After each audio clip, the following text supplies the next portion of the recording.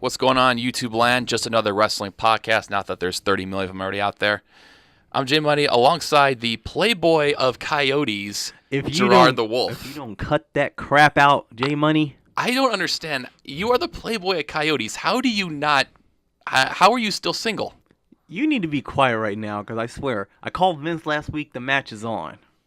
I don't see it on the card, so you must not have done your job. So either that, or he didn't you don't do have your enough job money every day. Well, he didn't have enough money to offer you. So you know what? I will start my own podcast if you don't cut that crap out. Ooh, freaky. All right, we got a lot to get into. First, I think this was a headline that I think we all saw coming.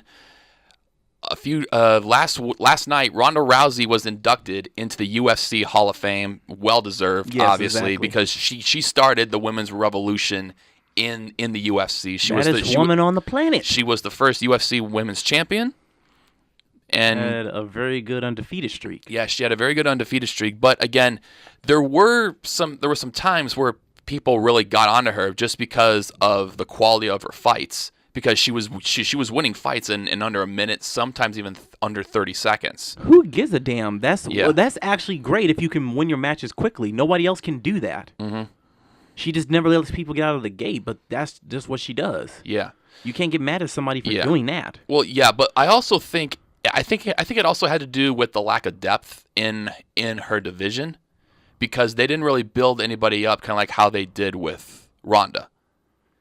Well, that's on them, not Ronda. Ronda. Because Ronda's a former Olympic medalist in judo. Yeah, and you can't blame her for that. Yeah. She just happens to be a little bit better because she had a background in something. Yeah, well, I mean, if you look at the quality of the women in that division now, it's so deep. It is very deep. I mean, anybody can beat anybody.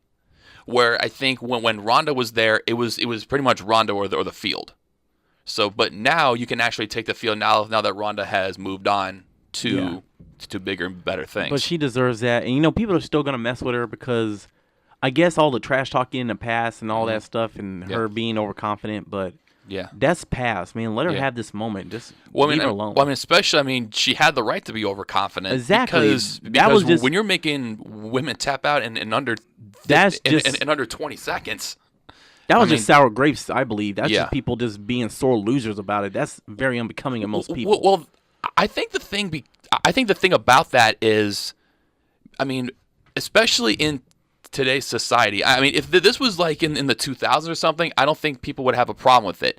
I just think in the society that we live in today, we want to see those quality matches. We want to see those matches go the distance. Well, that's not the problem. Well, think about wrestling. That stuff's the way it's set up. I guess you want Ronda's matches to be staged where she just lets people go as long as she feels like it, then beats them.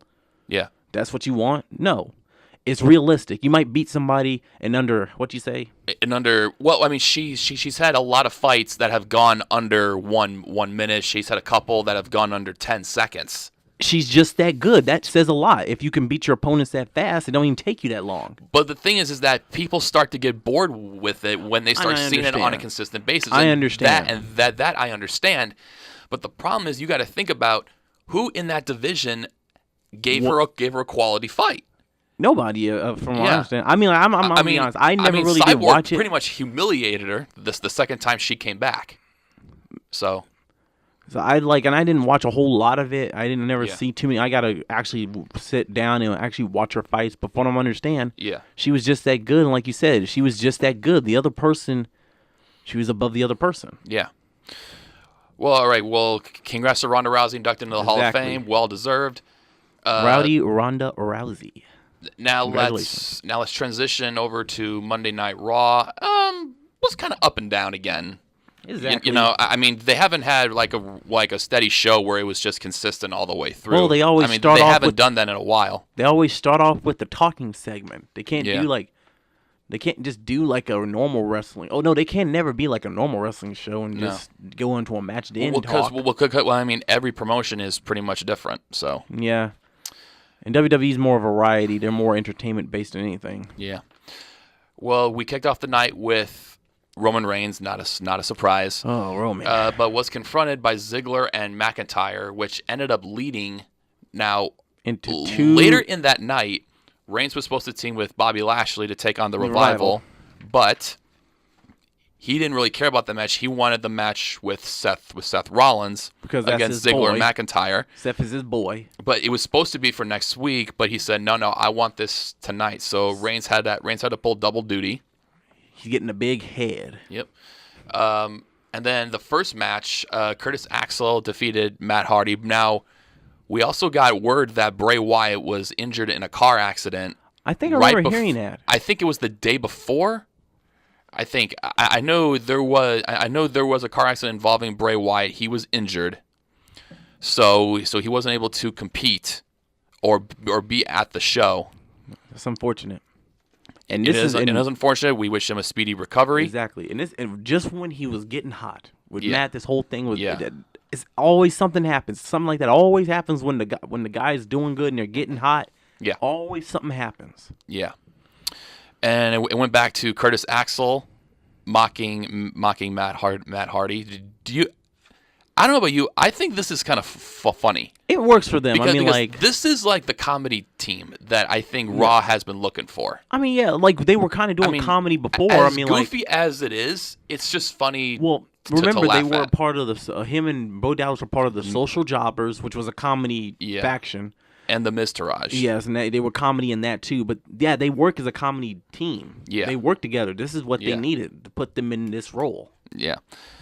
And then Dr. Shelby made a long-anticipated return. He is in counseling now with Bayley and Sasha Banks.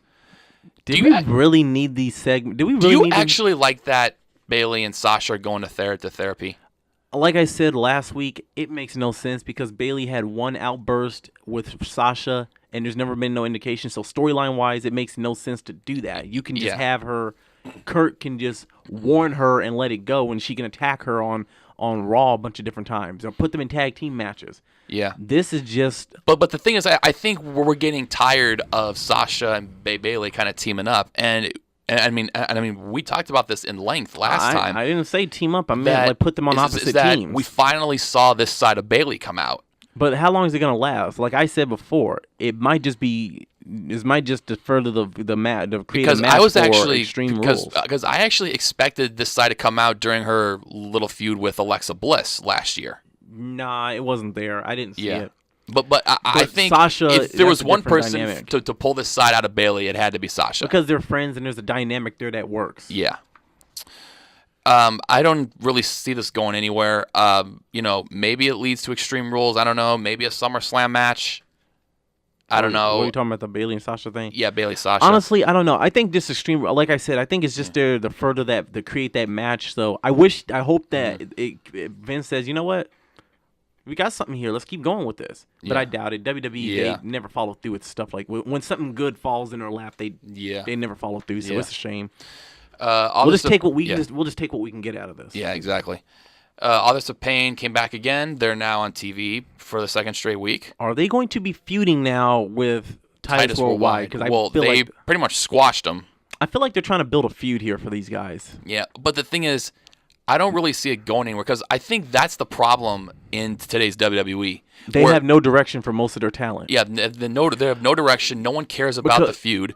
Well, because if you looked at during the Attitude Era, when they had a very deep, talented roster, they cared about every single match. They cared about every single storyline. Mankind had a storyline. Goldust had a storyline. Rikishi, Val Venus, the Hardys, Edge and Christian. Yes, everybody, you can name any. And some storylines intertwine. They had so many good storylines that they was able to intertwine them. Yeah, and you also had to look at Triple H was the man back then. He had side feuds with everybody. Yeah, with everybody. I mean, he had a side feud with Chris Jericho, Rikishi, and Too Cool. He had a main feud with The Rock, Austin, Undertaker. Exactly. You know, this is like how like you're saying right now, it's kind of like how Daniel Bryan is. They had to team him back up with Kane. Well, and again, we'll get into that in a little bit, but I think they're trying to pass the time with Daniel before they set that matchup with The Miz. They teamed him back up with Kane until they figure let's do a Team Hell No reunion until we can get to this thing with The Miz. Yeah. Then Reigns and Rollins ended up winning over Ziggler and McIntyre, but it was a DQ because Revival interfered, pretty much laid them out. And I think hurt Roman's ribs earlier. Yeah, and then because that plays a factor in their later match. Constable Baron Corbin didn't get the apology he was looking for from Finn Balor, which is now set up a match at Extreme Rules between those two. Do you think that'll be on the main show, or do you think that'll be on the kickoff? Does it even look like a main show match? It doesn't even look like a main show. I mean, I understand they're trying to build Balor, but this is not the guy who you build it with. No.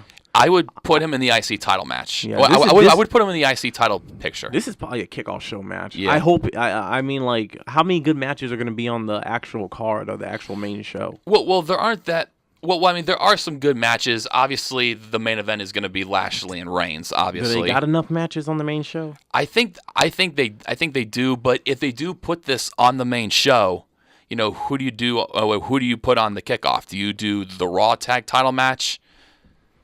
Or the SmackDown title match? No, they're not going to do the SmackDown tag title match Team Oh, Hell No is back. Yeah. What am I versus thinking? the Bludgeon Brothers. Yeah, that match is going to be on the main. The Raw, like, you want to put your title matches on the main show. You don't want to put you don't want to leave off a main title match on a. So you're probably right. The Baron Corbin thing is probably the Corbin and that's Balor more thing of a kickoff match because all the title matches have to be on the main pay-per-view. Yeah. Ember Moon defeated Liv Morgan. Not surprised there. Oh wait, what were we talking about? Keep your mind out of the gutter. Be quiet. Don't judge me. And you gave me a hard time about. Be quiet. Sure. We're not going there. We're not on live.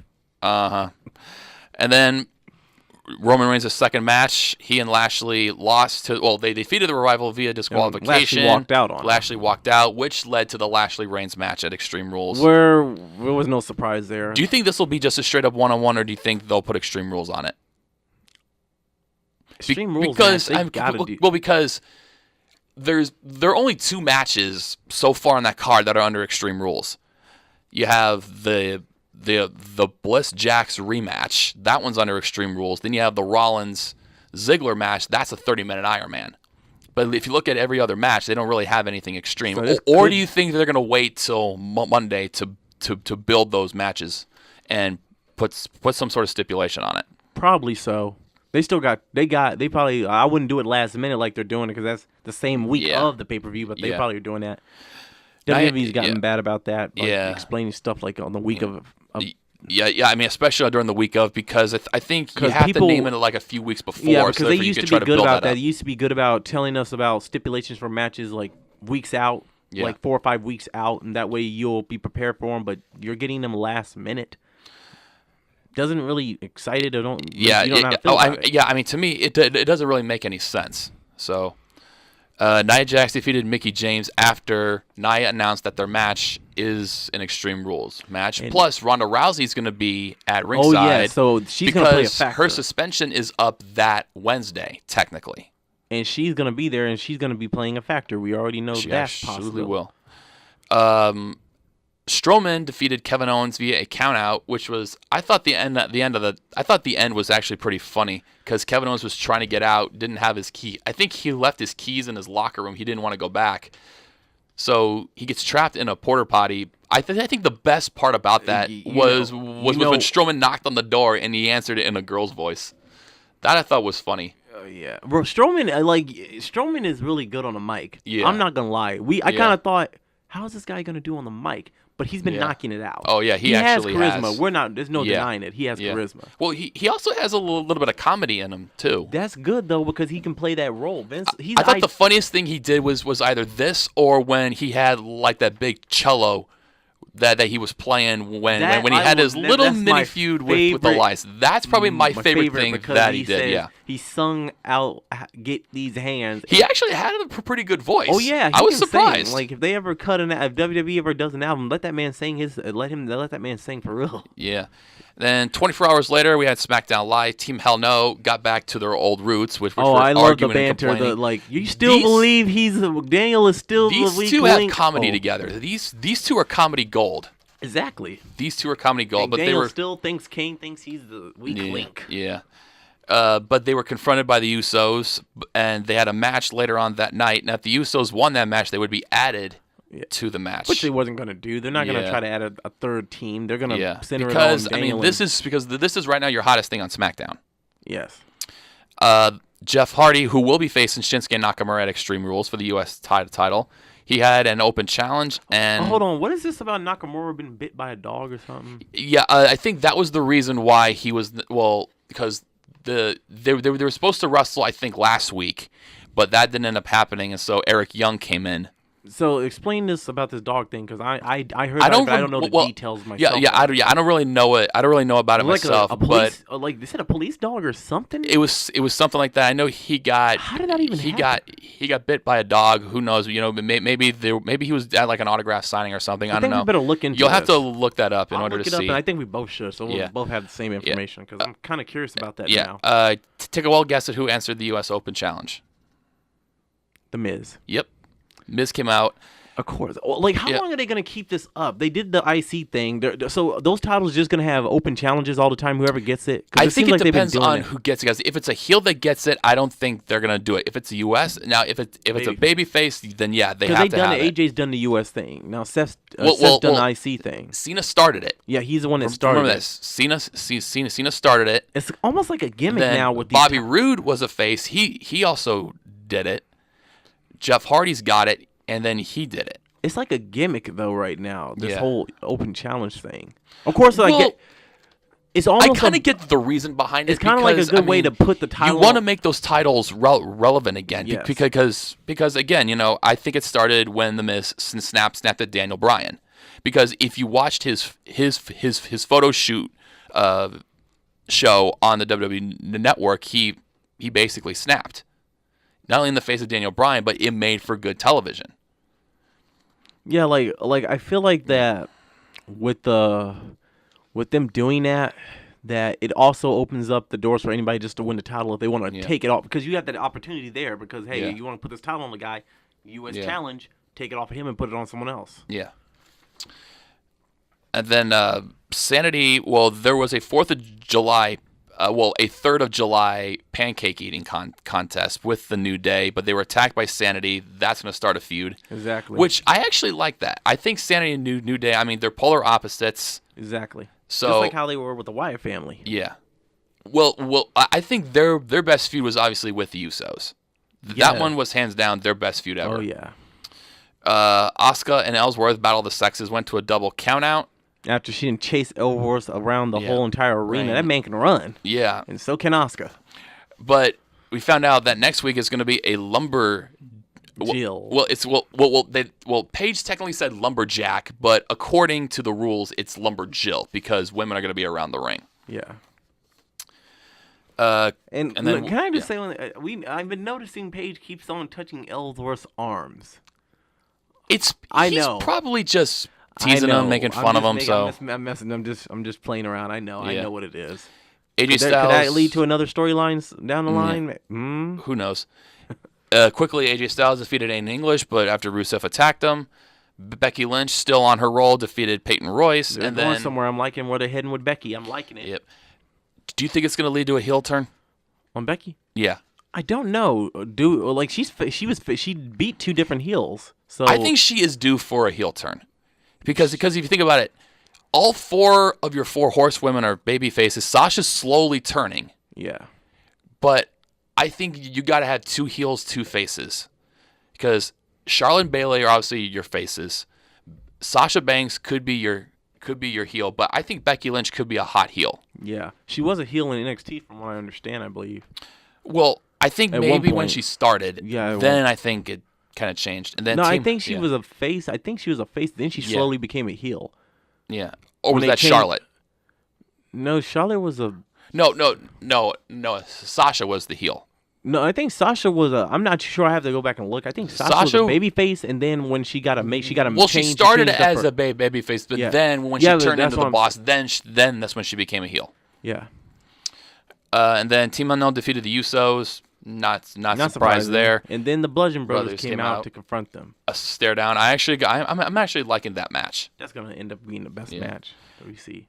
Then let's quickly go to 205 Live. Noam Dar returned from injury, and he easily defeated TJP. This might lead to a feud. Kira Tosawa defeated Jason Strife. Mustafa Just Ali. some jobber. Yeah. Just gonna say that. Mustafa Ali, aka the 205 Live version of Seth The heart Rollins, of 205 Live. defeated Buddy Murphy. And I'm just gonna ask, how is he the heart of 205 Live again? Because they say Cedric's like the soul. So how was Mustafa Ali the heart? I don't know. Maybe because because they just seem like they just started. He dresses like Seth Rollins, so I mean they just started calling him that. He's been doing that, but now his stuff is a little darker. It looks almost similar to Seth. Originally, he looked like a character from Dragon Ball Z, like one of the Saiyans. I don't know. I don't think it was Dragon Ball Z. I think it was Mortal Kombat. No. Originally, when he wore that green, like that green white thing, that looked like Dragon Ball Z. Yeah. But when he started doing like when he first introduced it at I guess at WrestleMania. Yeah. Yeah, he looked like Sub-Zero. Yeah. But which I thought was pretty badass. He's worn. That's all he's worn though. Yeah. I know it's a good thing to wear, but like let's change it up the outfit a little bit. I like to see him wear something a little different. Sometimes. And then Hideo Itami is going to challenge Cedric Alexander for the Cruiserweight Championship, which I'm really looking forward to that match. Then we'll go to NXT. Dakota Kai defeated Santana Garrett. Shayna Baszler calls out the entire women's division. So who's going to step up?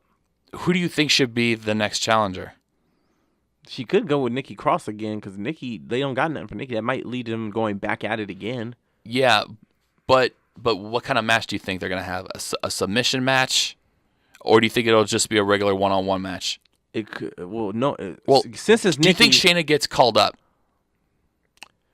I don't think I don't think she's ready to be called up yet. Yeah, I don't think so. I think she is because she has the mic skills, obviously. But the thing is, if you call her up, what are you gonna do with her? Put her on SmackDown.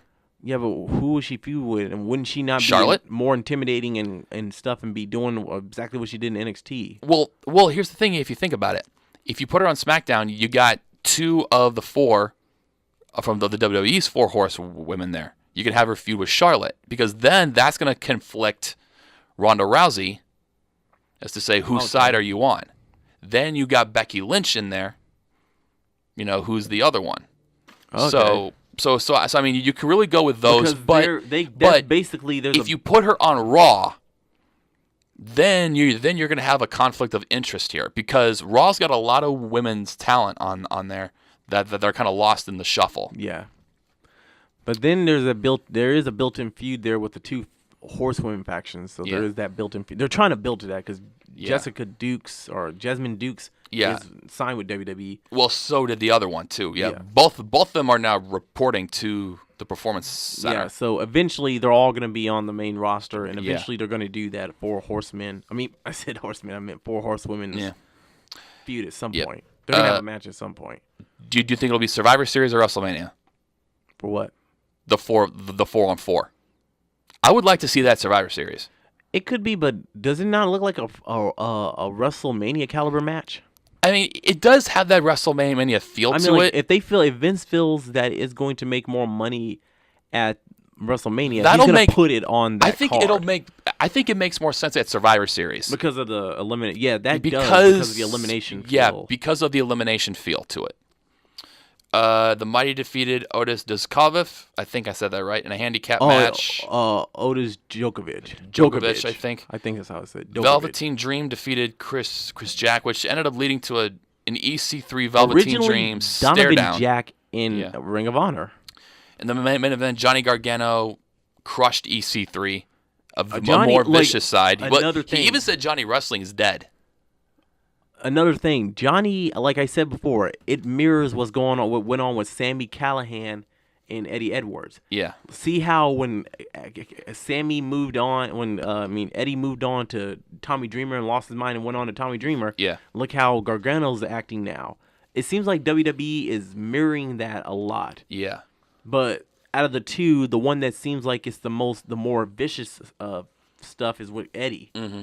But WWE, I think they're trying something. I think they're trying to. It looks like they could be halfway turning him or doing like. I doubt they're going to turn. Trying to make him seem like he is. I doubt they're turning. They might not going to turn him, but they making it seem like. No, because he's the hottest thing right now in NXT. But it looks interesting to have him. And he's doing it. I think he is going to raise 205 Live easy. Oh yeah, he's going to because I mean him, Ricochet, Leo Rush now. Yeah, Leo's is good on the mic. Those guys are gonna elevate 205 Live easily.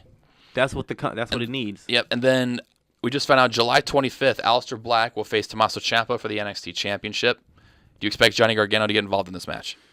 Or do you think they've killed it now? He still wants Ciampa, so I think it's still there. It's not completely gone. He still wants to face Ciampa. So make a third match. I think you might Brooklyn? have to. I think you have to. You have to have that rubber match. What kind of match do you have? Because they've had an unsanctioned match. They've already had a street fight. Well, do you do a 3 stages of hell match? I think I said this before, and they did it with Elias, and look what happened with him. Yeah. Have a loser leaves town match, and whoever loses gets moved up to the 205 Live. That's the best way to get him moved up here's the thing. Ciampa is, I think, 5 pounds heavier. Oh. So, or do they make him lose those 5 pounds? I think they're gonna put him on 205 Live anyway, because I guess in Triple H's mind, he's basically a cruiserweight kind of guy, because he's tagged with a cruiserweight. Yeah, for sure. So they could have him do like they did Buddy Murphy and how Cedric did. Yeah. They could make him lose that weight so he can be under the limit to compete. Yeah. Because I don't see them putting him on the main roster. Yeah. Because like I said, he would get lost in the shuffle. He's easy. one of Triple H's guys, like Johnny. Triple H wants him on the show that he's in charge of. Yeah. That he can do stuff with. Yeah. Now, do you like the direction that they're going with in 205 Live now? I think it's doing a little better. I mean, like, the in-ring work is getting better. I mean, like, we're getting a little bit of talking on the mic, but it's kind of like how you... It's not to the point to where it's kind of like Monday Night Raw. Yeah, that's good. It has a happy medium. Yeah. Because it's like how Ring of Honor is, like how TNA is with their stuff. Yeah. There's enough of wrestling, because Monday Night Raw is way too much talking. Oh, yeah. But SmackDown, 205 Live, and NXT has that balance where you get into wrestling. Well, that's what it's supposed to be. Mm-hmm. But Vince is almost halfway not interested in that. Triple H is. Triple H has his pulse on what people like. Yeah. It's the wrestling aspect, and he's giving it to him. Oh, yeah, for sure. All right, let's end the WWE segment there. We may get back to it here at the end of the program. Let's go into Impact, since you were talking about it earlier. Did we talk about NXT? I think we... Yes, we did. I mean, we were literally just talking about it. Oh, sorry, I forgot. Did you have a blonde moment there? Be quiet. I didn't say anything. Sure. Okay, fine then. You take over the show then. Okay, continue talking. We just had dead air. How dare you? Hush. Okay. Phoenix defeated Rich Swann. That was a good match. Very good back and forth. I'm again. I think Rich Swann has lost his mind a little bit because he shaved half his head off. Well, yeah. I mean, he looks like he's balding. So. I don't know if that's like I said. I don't know if it's part natural. of the character. I don't know what's going on. Yeah. I don't know what's going on.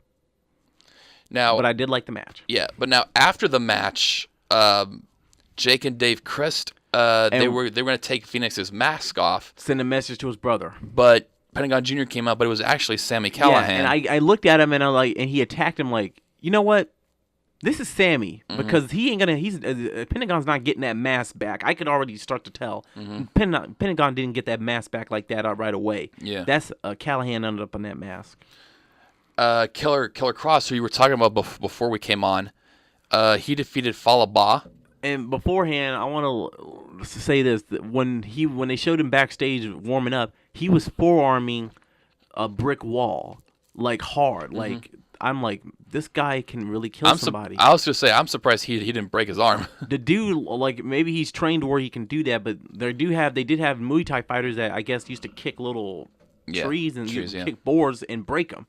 So he's almost like that. That's almost like the same lines. I'm like, this guy is tough. If he used one of those forearms for real on somebody, somebody's losing teeth. Yeah. There was a promo for a new knockout coming to the roster. By the way, also, with that saying, I think they're going to start something with him and Petey Williams, because remember, he took Petey out. Yeah. So now there's going to probably be a feud, which, that's good. There was a promo for a new knockout coming to the roster that they didn't really say who it is. I have no clue who it is, no. Could it be an old knockout? Who could you think of off the top of your head? Who's hot right now? It could be a former... Emma? Do you think Emma? Possibly, because they have been getting a lot of former WWE women lately. Mm-hmm. So, Allie and Madison Rayne defeated Su Yung and an undead bridesmaid, who I think is just a character from The Purge. So I know we talked You about and that movie. last week. Ali's personality. I have yet to see the first Purge. I really want to see it. I have not seen any. It's, you know my thing. It's kind of twisted. I'll just put it. There's at that. But But like I mentioned on my channel, I love that storyline. So. But I want to say this: Ali seems like her personality has changed drastically. Yeah. She's no longer bubbly and all. Yeah. Innocent cuting like she was. Like she's still learning. Yeah. She seems like she's gone full blown pro wrestler right now. Which I think is good for her. Yeah, she doesn't even talk the same. You know how her voice was high pitched? It just sounds normal now. Yeah. Which is good. Like I said, good. I want to see Ali get more serious because Ali. Oh yeah. Because what she did to Tessa Blanchard, she looked like she wanted to kill her. Oh yeah. That is that's almost like how Bailey should be more of. Yeah. That's working for Ali. Which again, I think something like that could work for Bailey. Just seem like this innocent person. Yeah. And then have someone snap at her, and then just say, when you bully someone, you unleash their inner dragon or their inner monster. So you unleash the beast. Yep. Freed the beast. There you go. Freed the beast. We were talking about the Eddie Edwards situation. Well, he attacked Tommy Dreamer at a House of Hardcore match. That feud's gonna get started. And now it's gonna be a House of Hardcore Rules match at Slammiversary with those two. But another thing. Does it seem like they're not doing a whole heck of a lot with it? Yeah. They need to do more. I mean, like, they're showing us video, but they don't have them actually. Well, here's the thing. Do you like the direction that Impact is going with, showing these Impact wrestlers in other promotions in the matches? I mean, if they got partnerships, I mean, it can work. It also introduces you to other wrestlers you otherwise never probably would have seen before anyway. Because I think the whole thing started when AJ Styles was still there. Well, when he was on his last legs in TNA. And went to New Japan. Yeah. Well, he went to New Japan with that championship. I think that's when it kind of started. Not really, because we didn't see it that much when he did that. We didn't see it no much afterwards. Remember, we didn't start seeing it until just recently. Yeah. They started doing that more now. Mm-hmm. They weren't doing it too much. They started doing it when Global Force came in. Yeah. That was just recent because they started to develop more partnerships. That's the reason why. Because it was, I think they have one with AAA, Pro Wrestling Noah, and now apparently Lucha Underground too. But that's also, I guess, that's also a part of AAA because there's something connected there. Yeah. That's why we see Pentagon, people like Pentagon, Phoenix, Sami Callihan, who is Johnny Mundo, who is Jeremiah Crane and Lucha Underground, and Cage, Brian Cage. Katarina defeated who Rebel. She originally Winter. Yep. When she was feuding with Velvet Sky, and she had that storyline where she was obsessed with Angelina Love. I don't think that ever went anywhere. Yeah, I don't think it did. I don't even remember if it ended. Well, speaking of Cage, Congo Kong defeated Brian Cage. Oh, Brian Cage defeated Congo Kong. Oh, I must have read that wrong. Yeah, he defeated him. I watched it last night. Okay. He defeated him. Yeah, sorry, I must have just read it wrong. And now we have this whole thing going on with LAX. But now we got the original back. Yeah, the original is back. Homicide and Hernandez. Yeah.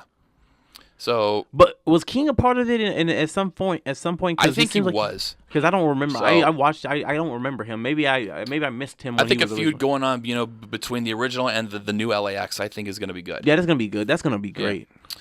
All right, let's quickly go to Lucha Underground. Jake Strong. Jack Swagger. He made a pretty good impression. He defeated Big Bad Steve. I think he's showing more of he's showing more. That's good. Viciousness, which I didn't get a chance to do too much of that in WWE. Yeah, because to me it was like the only time because he is originally from Oklahoma. Yeah, and the only times I think he was on TV or in matches was when he was in the state of Oklahoma. Yeah, WWE criminally underutilized that man. Yeah, that's a shame. But I think him being on another show and stuff, and him being allowed to just do what he wants, he has a chance to develop a character that works for him. Do you think WWE holds wrestlers back? In some cases, yes. Look what happened with Cody. Yeah. Now look at him. Now where he's at. Yeah. They wanted to keep him as Stardust. Remember, he wanted to do something different, but they weren't going to let him out there. They wanted to make But the fans were also chanting it too. The fans were chanting Cody, Cody. So yeah, because I think it was like we're tired of the Stardust character. It's not going anywhere. Let me, and I know I'm ranting a little bit, but let me just say this. I have issues with WWE and what they do. Yeah, go ahead. They don't care what the fans want half the time. They have an opportunity to listen to their fans, but they still go in the opposite direction. Case in point, the Roman Reigns stuff. Yeah. They don't listen. The fans tell you what they want. If they're chanting to go with it, just roll with it. You had no issues with that. You used to do it in the Attitude Era. But what's the problem now where you just don't do that? But the thing is that I think it makes it too predictable. Because if you give what the fans want, it's too predictable. Because here's the thing.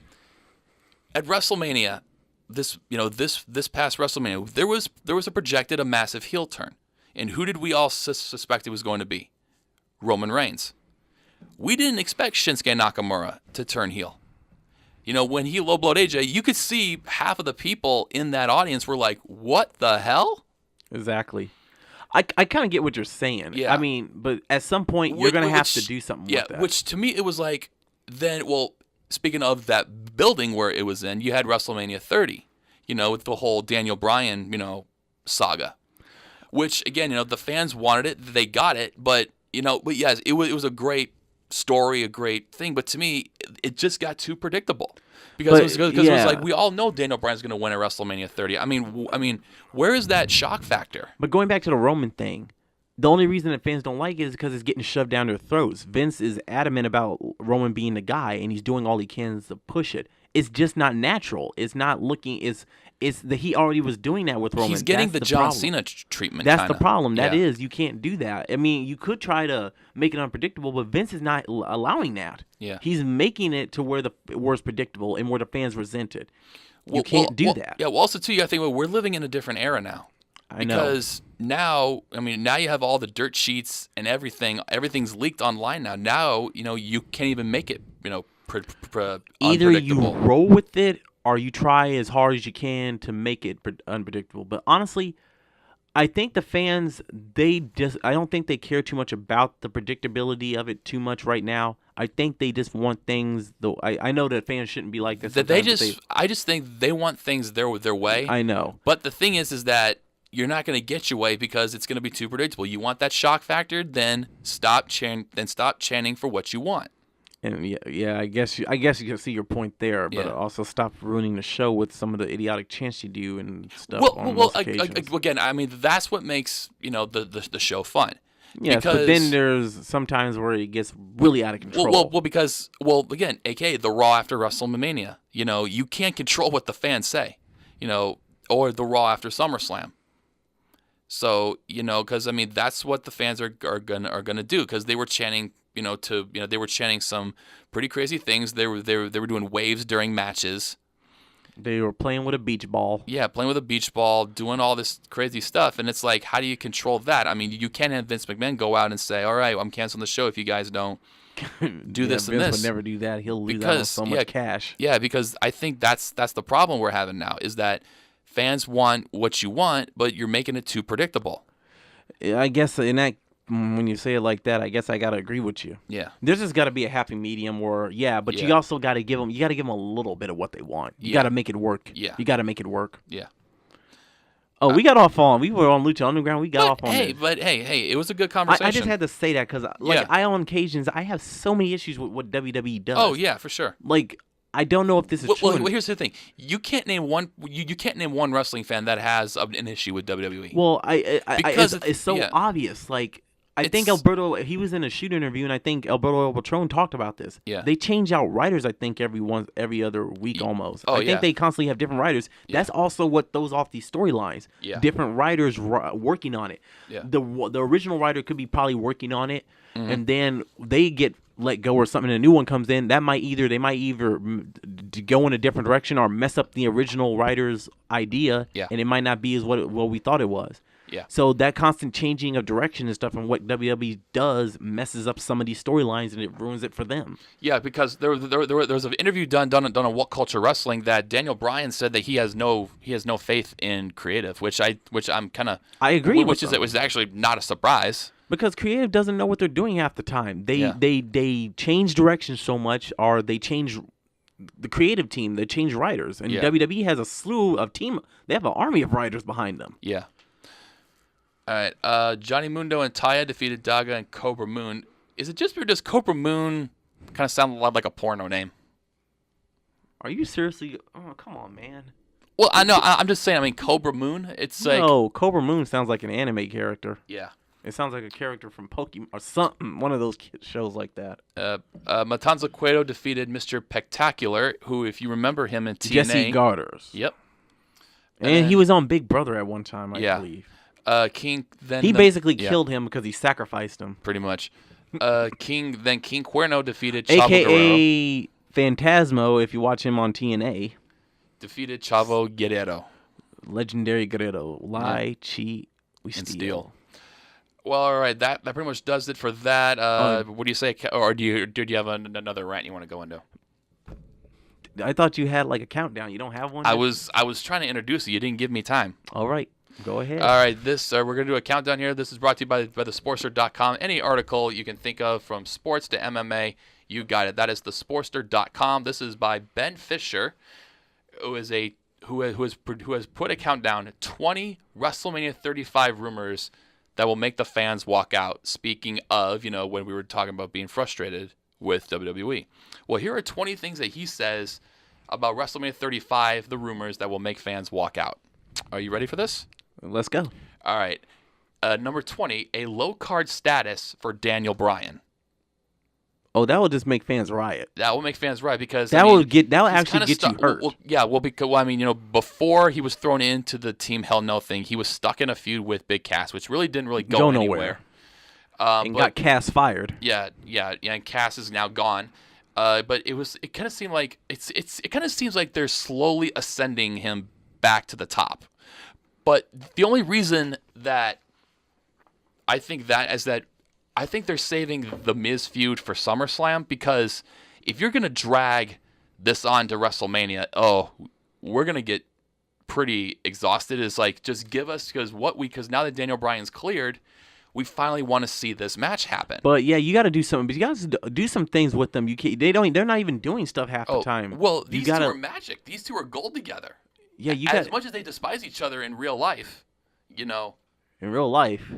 Well, there was an interview done with Daniel Bryan. He said that, look, I'm a big, I like what Miz does, but he and I don't like each other because I know that. They are polar opposites. I thought that was all just TV. Well, he actually did it in a YouTube interview. So, which again I think is good television, because these two obviously don't like each other. They are polar opposites. Miz is the flashy guy. He's got his own reality show. So does Daniel Bryan. Which speaking of Miz, he's got his own show, Miz and Miz is coming up here within the next couple of weeks. But also too, Miz is going to be competing in the All-Star Celebrity Softball game in Washington D.C. next week.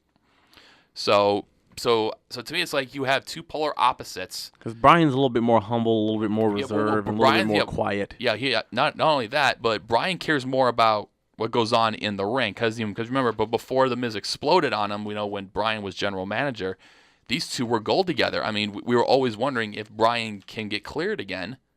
We would love to see this match happen, because these two can because I guarantee you this will be the hottest feud in WWE. Yeah. Kind of like how Gargano and Ciampa is in NXT. Yeah, I just wish that they would do a little something with them just to keep people's appetites wet until they finally full-blown go into the feud. Well, I think they slowly did it 2 weeks ago when they had the Bludgeon Brothers come out. Oh, yeah. But they also started that week before when Bludgeon Brothers attacked Daniel Bryan, the Miz came out and just easily pinned him. Yeah. All right, number 19, Sasha Banks versus Bayley. Do you think they should wait till WrestleMania and just slowly drag this on, or do you think no? You got to do it at SummerSlam. Do it at SummerSlam. Well, I would have. You got to go on. Just you're doing it now. I would do the first match at Extreme Rules, but have it just like go all out brawl. Don't even have a winner. Yeah. And then go to SummerSlam. If they do that, they might not even continue with it. They might just let it drop like they did with the Alexa stuff after that. Because again, it depends on how the fans view this. I think if we see that vicious side of Bayley, then yeah, we're definitely going to be interested in this feud. Most people don't have confidence in WWE. Like, they're not going to do this right. Like, some of the podcasters I listen to, they don't even know about that. Like, they just think it's there to further this match. Or just to give him something to actually do in this match. But if it looks good and the fans are receptive, like are accepting of it like they are, then keep it going. Keep Bayley like this. Well, that's what I say. As long as you keep that vicious side of Bayley going, I think fans are going to be interested because the fans were cheering when they saw Bayley snap. They haven't done that in a while. Because it's like it's about damn time. Because they started to turn on her a bit, boo her and stuff. Yeah. Now you got this. Keep it up. All right, number 18, a 17th world title for John Cena. That's gonna happen at some point. I'm not surprising. But the thing is, it'd be kind of a strange path for him because you think about it. Last year he had a 3-minute squash. He just got squashed by the Undertaker, and then to go a whole year to go to that 17th world championship. That's kind of an odd path because I mean you can't go like I said earlier. You can't go from him getting killed by the Undertaker to go into a 17th world championship because I guarantee you fans are going to riot because they say, how dare this guy who has been shoved down our throats for 10 plus years get a 17th world championship? Because you saw, I mean, yes, the crowd went nuts when he won the 16th world title at the Royal Rumble a couple years ago. But the thing is that I mean, you saw fans, I mean, especially the Bullet Club fans were just like, they're like, come on, really? You had to beat AJ Styles. They're just like because of Ric Flair. Well, Ric Flair has won more titles than John Cena anyway. That's what they said. It's Flair winning 16. That's just the WWE number. Yeah, he really has won more world titles than that. Yeah. Probably 20. Well, because I mean, Ric Flair said he would not have a problem with Cena breaking his record. No, because he doesn't care. It's not really his record. It's just a WWE record. Yeah, it's not his because he's won so many titles. John will never catch up to it. Yeah. Well, plus also too, I don't think John Cena's going anywhere else. No, besides that's the WWE, thing. Flair's been everywhere. He hasn't been in one company. Yeah. He's been all over the world. He's been in other places. John Cena's only been in the WWE. NWA, Georgia Championship Wrestling, WCW, WWE, which was in TNA. NWA at one point. Yeah. Yeah, he's been champion everywhere. Number 17, one more match for the Big Show. Because there was a time when you were hearing a chant called "Please retire." But the thing is, he's been getting in very good shape because he actually has a 6-pack. So, do you want to see one more match, or do you think he should just? I don't know. Kind of just call it. I think he should at least have a match where it's decent and and it's his real final match. Yeah. And it's decent. I want him to go out. I want him to go out in glory. I want him to be done. I want him to finish his career in glory. Who do you put him against? Because sorry. Now, do you put him in a match against obviously someone shorter than him because obviously he's the tallest guy in the locker room, or do you put him against Braun Strowman? One final time because the last time we saw him, he got thrown through a cage by Braun Strowman, which was actually a pretty good cage match. I mean, like for that two probably guys like of that to pass size. the torch on to maybe to pass the torch. Yeah, you have him in a match with Strowman, and he passes on that finally passes on that torch to Strowman. Mm-hmm. You have Strowman win the match. Big Show gets up, shake his hand, raises it, and maybe give a couple of words in the ring if he wants to, and then just leave. Yeah. Number 16, the Cruiserweight title match being put on the pre-show again. Don't do that if you're trying to build that damn title. It's like, well, yeah, because you have at least one or two of those titles defended on the pre-show because WrestleMania 32 you had the United States Championship on the pre-show. WrestleMania 31 you had the WWE Tag Team Championships on the pre-show. Then WrestleMania 33 you had the Intercontinental Championship on there. WrestleMania 34, which thank God there were none. Yeah, because like you got to get. No. The Cruiserweight Championship was put on there. You got to get the title. It was also on WrestleMania 33. If you're trying to build that division and that title, which was the Neville Austin Aries match at WrestleMania 33, which was a very good match, but something like that led to Neville leaving the company. Yeah. See, you got to treat that title with more respect if you're trying to build that division. That's the title of the division. You have to show it more respect. Yeah. Number 15, a Kurt Angle versus Jason Jordan match.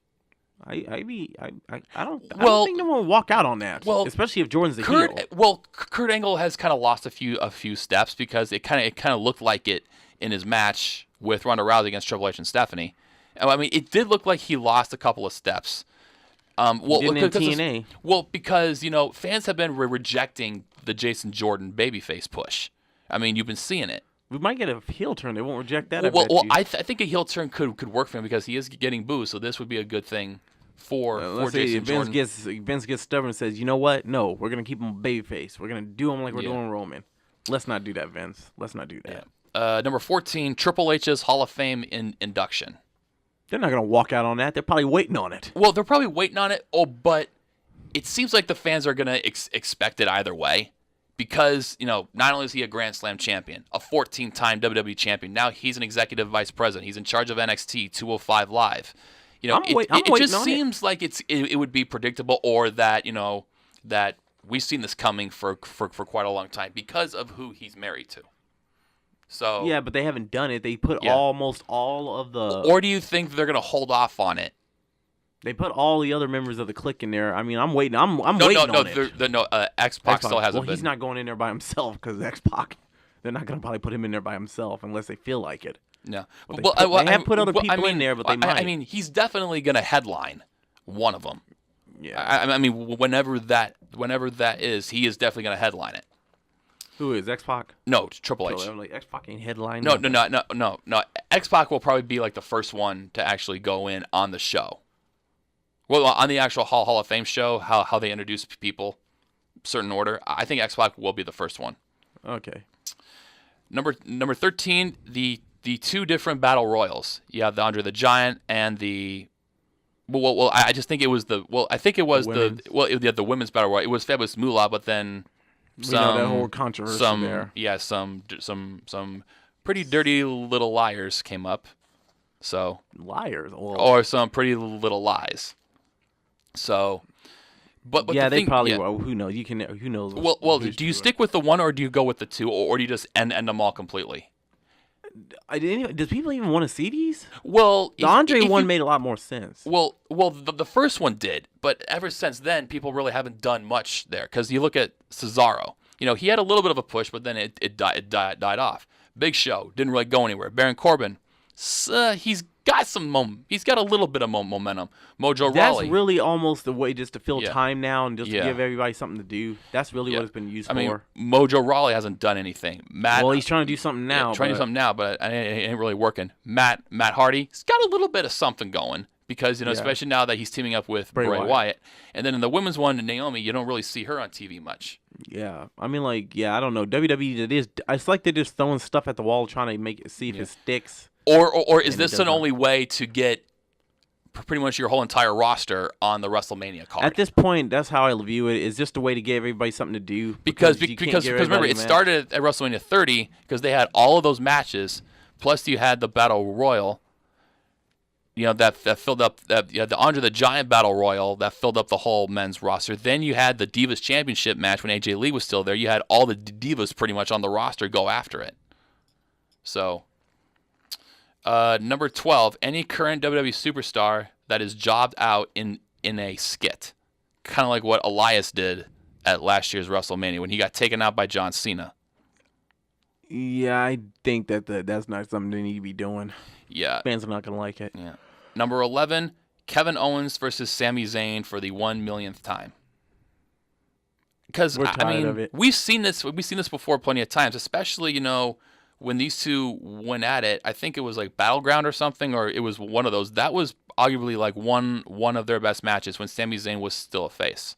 Yeah. I mean, these two can put on very good quality matches. But you get tired of them. But yeah, it's like you get tired of the same match over and over. Number 10, we've hit the top 10. A Hardy compound match, or basically the ultimate deletion. It's never going to be like how it was in TNA, so I don't even think they should try. But the thing is that you can't do this kind of match at WrestleMania because otherwise people are just going to get bored. Yeah. Yeah, because again, it's at a different location and it's not live. Yeah, and it's if they did something like this live in the ring, I think fans would actually like it. But since it's pre-taped, you can't do this on a pay-per-view. Kind of like what they did with Orton and Wyatt. Yeah.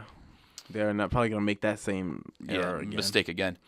Number 9, anything Bullet Club related. because they don't have the copyrights to it.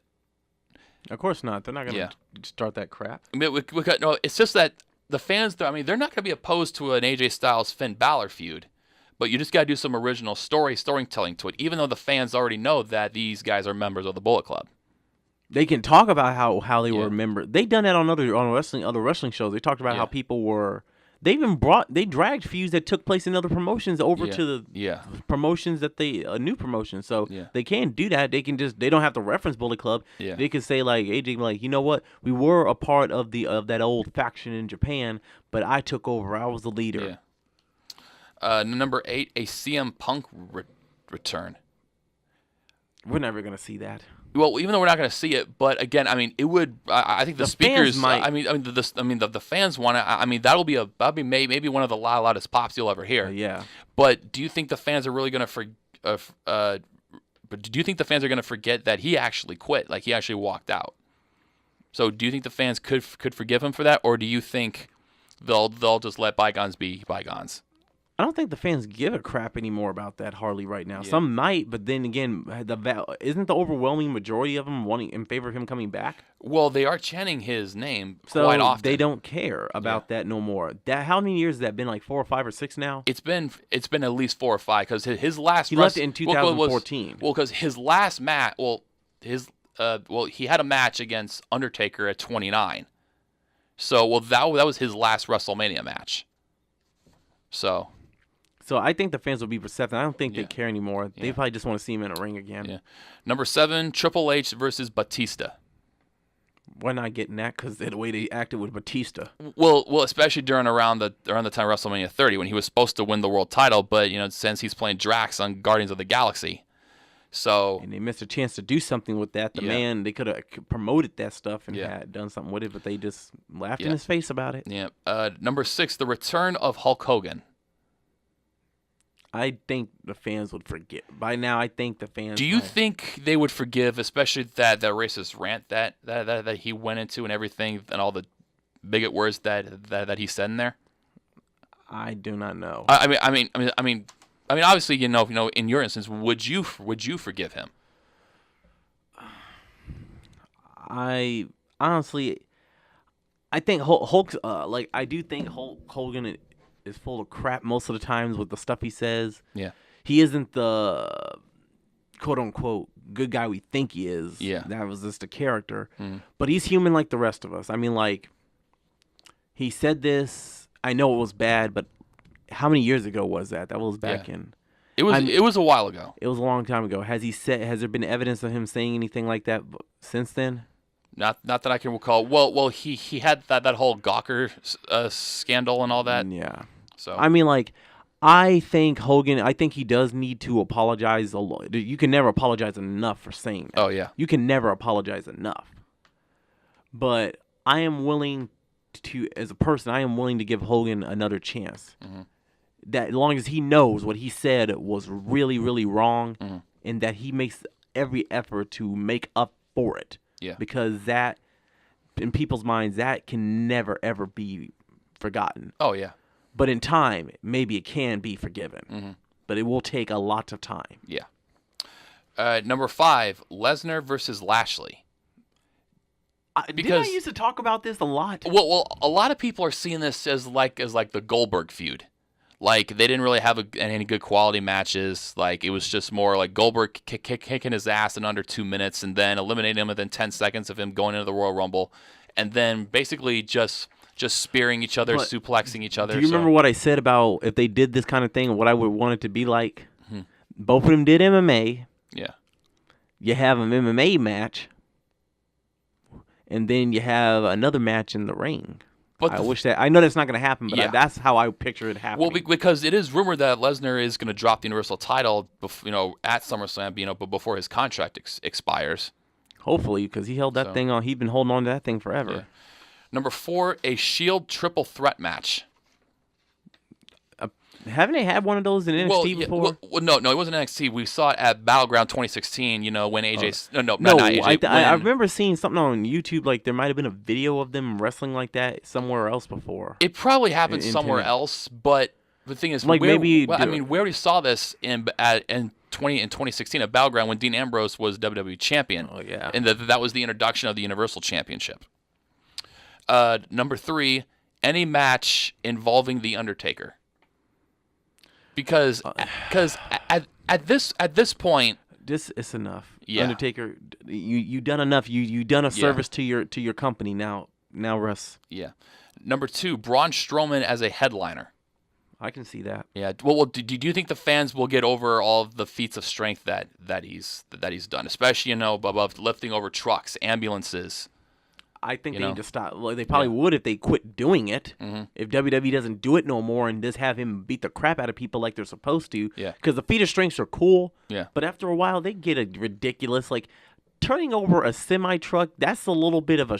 I mean, like, it's cool, but it's a little bit of a stretch and it's over exaggerated. Yeah. And they keep doing it. Yeah. They shown him, like, they didn't show him do it, but we know he flipped over Kevin Owens' car. Yeah. That's getting a little bit ridiculous. It makes it sound like you're making this man look like he ain't even human. Yeah. Like, we know he's a monster amongst men, but that's more of a moniker or a name. But you're making him look like he ain't actually human. Yeah. That's something we would expect Kane to do if Yeah. Kane never did anything like that. But if they wanted to do crap like that, they could have done with Kane back in the day. Yeah. Because Kane was basically supernatural. Yep. You got Braun Strowman, who's clearly human, Yeah. doing these things that someone like Kane would be doing. Yeah. And drumroll, please. Number 1, Ronda Rousey versus Asuka versus Charlotte Flair. I would take that match. I would actually take that match, but that's a good match there. but do you think the challenge of a match like that, especially later on in the show, do you think that there would be a challenge of erasing the stigma from among the fan base of accepting women in the main event of WrestleMania? Because I mean, they have headlined Monday Night Raw, they have headlined SmackDown, they've headlined an NXT pay-per-view, they've headlined Hell in a Cell. Do you think the fans would accept this kind of match headlining WrestleMania, especially WrestleMania 35 in New York City? I don't know. I don't know if you want to take the chance because the New York fans, just like Brooklyn, because just like Chicago there and Philly, they're kind of like rowdy. Yeah, but do you think? I mean, especially with 3 dominant personas, especially with the prestige that Ronda Rousey has, the prestige that Charlotte has, with her being Ric Flair's daughter, and Asuka, who has now been mortal now. Do you think this kind of match could headline a WrestleMania? Or do you think you take Asuka out of the picture and you make it Charlotte versus Ronda Rousey? Maybe make Charlotte versus Ronda Rousey. If you don't have Asuka, maybe that, because Asuka has been made mortal, and they got to build Asuka back up. Yeah. So you take her out of the equation because she had that streak, which was what made her she's still valuable, but the streak is what made her more special. Yeah. Now that you took that away, you got to do some work to build her back up. Yeah. Ronda's reputation speaks for itself, and Charlotte's a legacy. Oh, yeah. So you have that factor there. So that's all you need. Yeah. Well, all right, that pretty much wraps things up for us. You're not going to go. Well, 4th of July was actually this a few days ago. It was my birthday. Since the fireworks were out, I see your face kind of went back to normal. Be quiet. And the 4th or were you still howling at the coyotes? I will knock you out right now. I'm just saying, you are the wolf, so I'm just trying to. The 4th also what happened has been my birthday, so. So you're over 30 then? Or 28. Cut it out. We can just round up. Oh, you know what, man? One of these days. Look, the good thing is I don't see any gray hair in your head right now. So. Oh, I see a ton on yours. Well, duh. I'm over 30, so duh. So that translates to be almost 40. No, I still got a long way till 40. Yeah. Because keep telling us that. Telling us that. Tell us the truth. Because apparently the rumor is once you hit 40, you start counting backwards. Yeah. Or in some instances, you say you're 21 with a certain number of years of experience. You just basically cut off the cutoff date there, and you're like, we'll just leave it up to guessing how old I am. Or if you have to have your birthday on a leap year, you have your birthday every 4 years. So. All right, guys, that pretty much wraps things up. We will see you next week. J Money and Gerard the Wolf out. Bye.